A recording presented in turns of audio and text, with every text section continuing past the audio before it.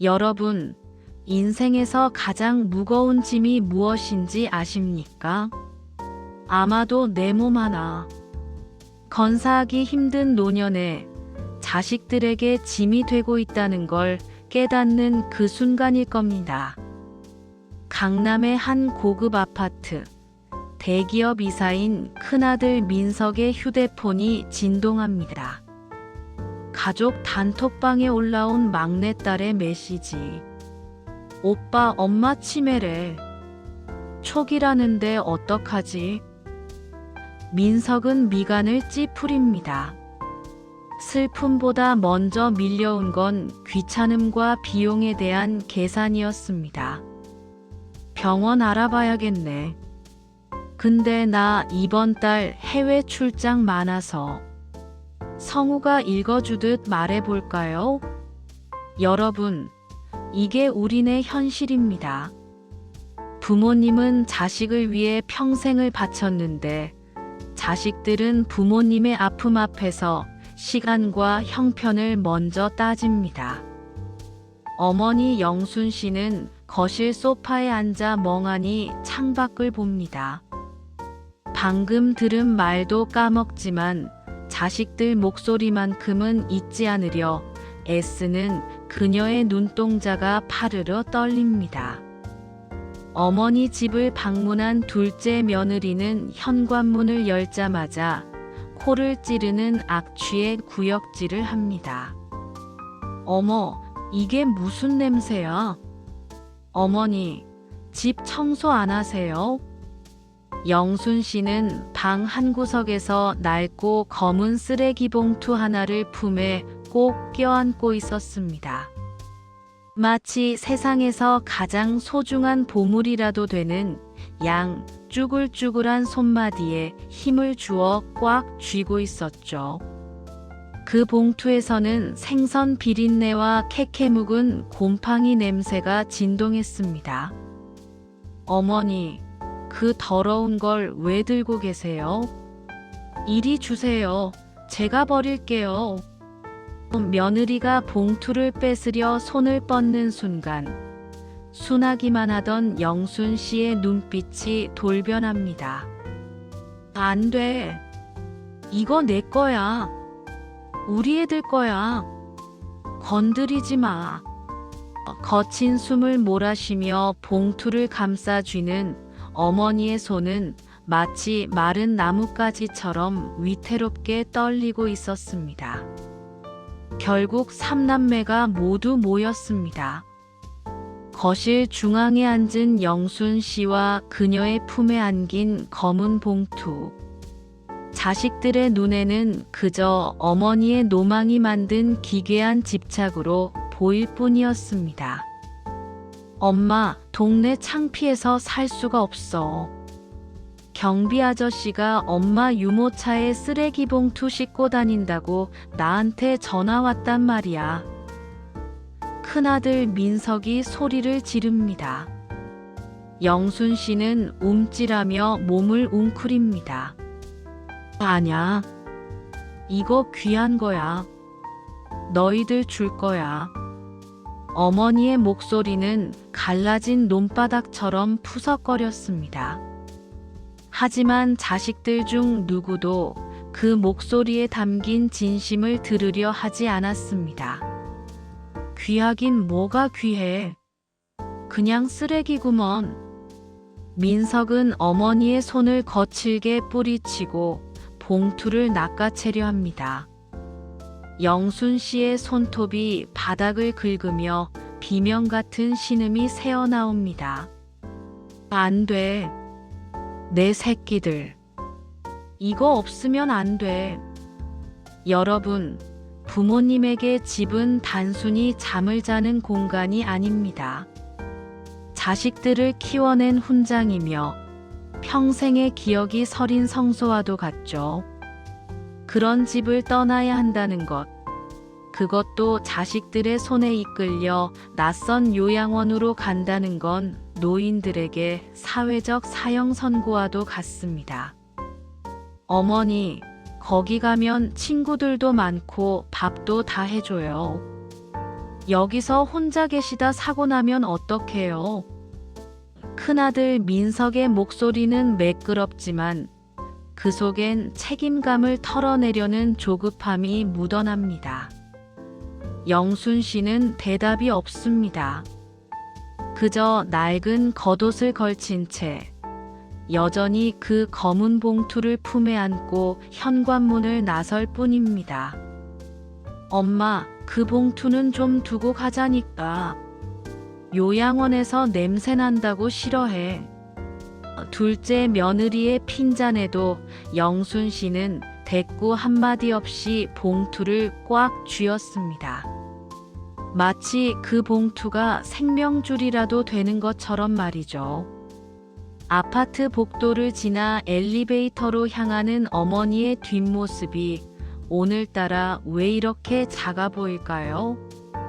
여러분, 우리가 부모님을 위해서라고 말하는 그 결정들이 정말 부모님을 위한 것인지 한 번쯤 생각해 보게 되는 대목입니다. 요양원에 도착하자마자 민석은 기회를 엿보았습니다. 어머니가 상담실에서 입소 절차를 밟는 사이 의자에 놓인 그 흉물스러운 검은 봉투를 낚아챘습니다. 이게 도대체 뭐야? 썩은 냄새가 진동을 하네.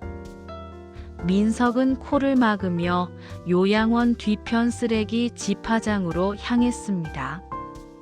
봉투 속에는 묵직한 무언가가 만져졌지만 민석은 열어볼 생각조차 하지 않았습니다. 그저 어머니의 정신병적인 집착이 만들어낸 오물덩어리라고 확신했으니까요. 펑마이너스 무심하게 던져진 봉투가 쓰레기 더미 위로 처박혔습니다. 30년 세월이 담긴 어머니의 심장이 쓰레기통으로 던져지는 순간이었습니다. 민석은 손을 툭툭 털며 아무 일 없었다는 듯 상담실로 돌아왔습니다. 엄마, 짐 정리 다 됐어요. 이제 편히 쉬세요. 민석의 가식적인 미소 뒤로 아무것도 모르는 영순 씨는 텅 빈 손을 허공에서 더듬거립니다. 내 거, 내 봉투 어디 갔니? 민석아, 내 봉투. 내놔. 내 봉투 내놔. 이놈들아. 순하디순했던 영순 씨가 사자처럼 포효하기 시작했습니다. 요양원 복도가 떠나가라 비명을 지르며 민석의 멱살을 잡았습니다. 치매 노인의 몸 어디에서 그런 괴력이 나오는지 민석의 셔츠 단추가 툭툭 끊어져 나갔습니다. 어머니, 왜 이러세요, 진짜. 그까짓 쓰레기 좀 버렸다고. 민석의 짜증 섞인 외침에 영순 씨는 바닥에 주저앉아 통곡했습니다. 그게 어떤 건데? 그게 어떻게 모은 건데? 너희들 죽으면 안 된다고 내가. 영순 씨는 말을 잇지 못한 채 가슴을 쥐어뜯으며 쓰러졌습니다. 입가에선 하얀 거품이 일었고 눈동자는 초점을 잃고 위로 뒤집혔습니다. 의료진이 달려오고 아수라장이 된 그 현장에서 자식들은 여전히 당혹감과 원망 섞인 눈으로 어머니를 바라볼 뿐이었습니다. 아니, 저렇게까지 하실 일이야? 정말 노망이 무섭긴 무섭네. 막내딸의 이 차가운 한마디가 허공을 가릅니다. 하지만 그녀는 몰랐습니다. 그 시각 쓰레기장에 버려진 봉투가 비에 젖으며 서서히 그 속살을 드러내고 있었다는 것을요. 여러분, 부모님의 속마음을 다 안다고 자부하시나요? 사실 우리는 부모님의 이름보다 자식들의 성적표를 더 잘 알고 부모님의 주름진 손보다 내 아이의 고운 손을 더 자주 들여다봅니다.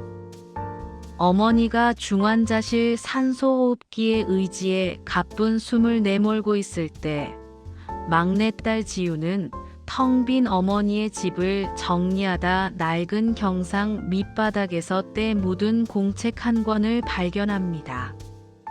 30년 전 아버지가 공사 현장에서 사고로 급작스럽게 세상을 떠났던 그 해부터 기록된 일기장이었습니다.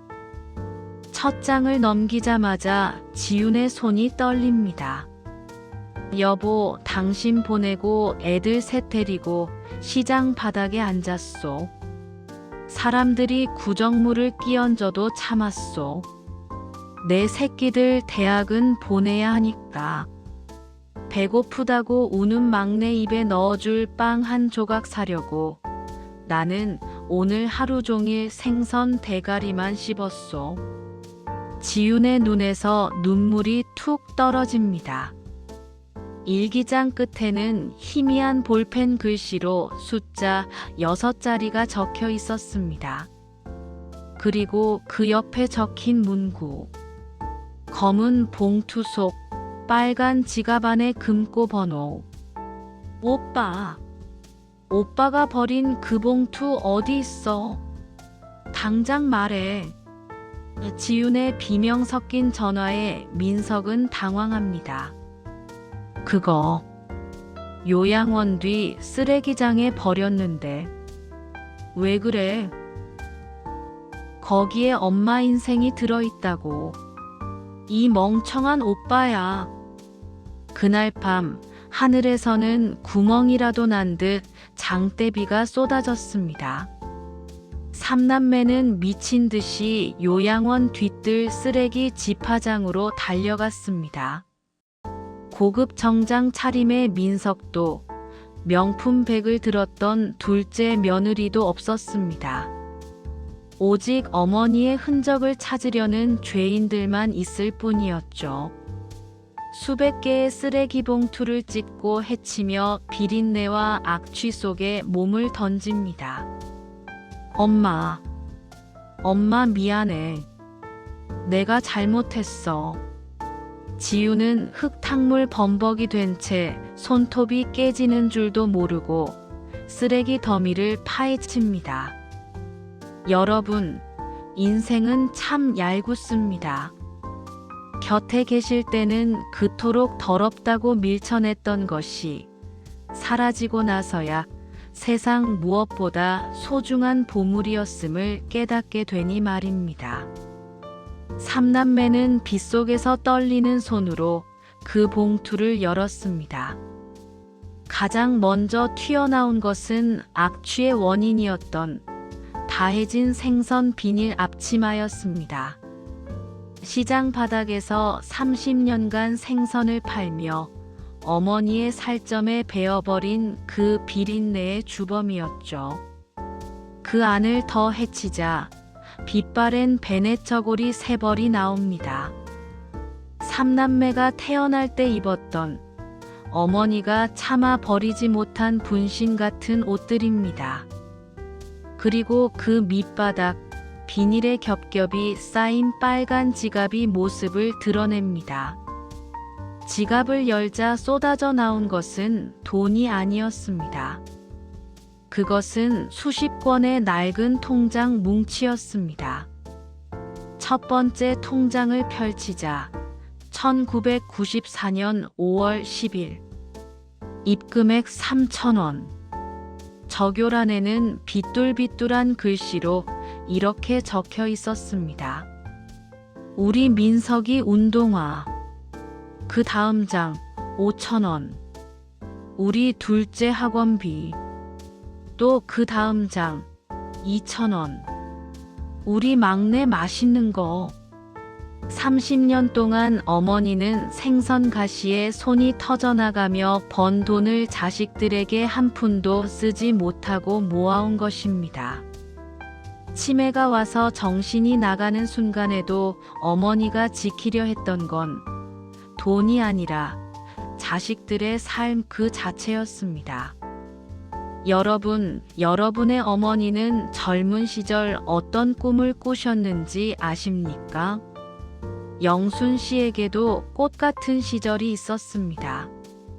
하지만 32 남편을 여인 그날부터 영순 씨는 여자가 아닌 독종이 되어야 했습니다. 일기장 속에는 3남매가 몰랐던 시장 바닥의 기록들이 가득했습니다. 오늘 생전 처음 보는 놈한테 뺨을 맞았소. 자리세가 늦었다고 생선 박스를 집어던지더군. 흙탕물 묻은 고등어를 씻으며 울었소. 하지만 집에 가면 고기 먹고 싶다는 내 새끼들 생각에 다시 웃었소. 자식들이 공부할 때 어머니는 영하 10도의 강추위 속에서 얼음물을 만지며 손등이 다 터져나갔습니다. 큰아들이 대기업에 입사했다고 자랑할 때 어머니는 시장 귀퉁이에서 다 식은 쉰밥을 물에 말아 드셨습니다. 자식들의 번듯한 삶은 어머니의 썩어 들어간 무릎과 맞바꾼 것이었습니다. 3남매는 빗속에서 통장을 한 권씩 더 펼쳐보았습니다. 대학 등록금 통장, 결혼 자금 통장, 그리고 마지막에 발견된 가장 두꺼운 통장 하나. 그 통장에는 무려 5억이라는 숫자가 찍혀 있었습니다. 매일매일 5,000원, 만원. 생선 비늘을 긁어 모은 돈이 30년의 시간을 견뎌 기적 같은 숫자가 되어 있었습니다. 그런데 더 가슴 아픈 건 입금 자명이었습니다. 내 새끼들 집 살 때, 민석이 기 안 죽게, 지윤이 시집 갈 때, 그리고 가장 최근 치매 증상이 시작되던 날 적힌 마지막 입금 내역 옆에는 삐뚤삐뚤한 글씨로 이렇게 적혀 있었습니다. 엄마가 미안해. 짐 되기 싫어서 모았다. 이거 쓰고 요양원 좋은데 보내줘. 아, 엄마. 민석은 통장을 가슴에 품고 진흙바닥을 뒹굴며 오열했습니다. 어머니는 치매로 정신을 놓아가는 그 순간에도 자식들에게 짐이 될까봐 자신의 장례 비용과 요양원 비용까지 다 준비해두고 계셨던 겁니다. 그 검은 봉투는 어머니에게 쓰레기가 아니라 자식들에게 줄 수 있는 마지막 자유였습니다. 하지만 여기서 끝이 아니었습니다. 검은 봉투 속 빨간 지갑 가장 안쪽, 낡은 사진 한 장이 나왔습니다. 아버지가 돌아가시기 직전 3남매와 함께 찍은 유일한 가족 사진이었습니다. 사진 뒤편에는 어머니의 유서 같은 메모가 붙어 있었습니다. 민서가 둘째야 지윤아. 너희들은 이 엄마처럼 비린내 맡으며 살지 마라. 남들한테 고개 숙이지 말고 당당하게 살아라. 엄마는 그거면 된다. 이 봉투 안에 내 인생 다 담았으니 이거 발견하면 그때는 이 엄마 고생했다고 한 번만 웃어다오. 어머니는 자식들이 이 봉투를 쓰레기로 오해할까봐 두려워하면서도 혹여나 누가 훔쳐갈까봐 일부러 냄새나는 생선 앞치마로 감싸고 쓰레기 봉투에 담아 지켜왔던 것입니다. 그 지독한 악취는 사실 자식들을 향한 가장 향기로운 희생의 냄새였습니다. 3남매는 빗물인지 눈물인지 모를 액체로 범벅이 된 채 중환자실로 달려가기 시작합니다. 여러분, 죽음의 문턱에서 인간은 가장 소중한 것 하나만을 떠올린다고 합니다. 3남매가 흙탕물 범벅이 된 채 병실로 뛰어들어왔을 때 어머니 영순 씨의 생체 신호는 이미 희미해져 있었습니다. 엄마, 우리 왔어. 엄마 미안해. 이 통장 여기 있어. 우리가 다 찾았어. 민석이 어머니의 마른 손을 잡고 울부짖었지만 기계음만이 차갑게 울릴 뿐이었습니다. 며느리도 막내딸도 어머니의 거친 발등 위에 얼굴을 묻고 흐느꼈습니다. 그 발은 자식들 신발 사주느라 정작 본인은 다 떨어진 고무신을 신고 시장 바닥을 누비느라 굳은 살이 박히고 뒤틀려 있었습니다. 의사가 고개를 저으며 사망 선고를 준비하려던 그 순간이었습니다. 멈춘 듯 했던 어머니의 손가락이 미세하게 움직였습니다. 마치 자식들의 울음소리를 이정표 삼아 먼 길을 되돌아온 사람처럼 말이죠. 치매로 자식조차 몰라보던 어머니였습니다.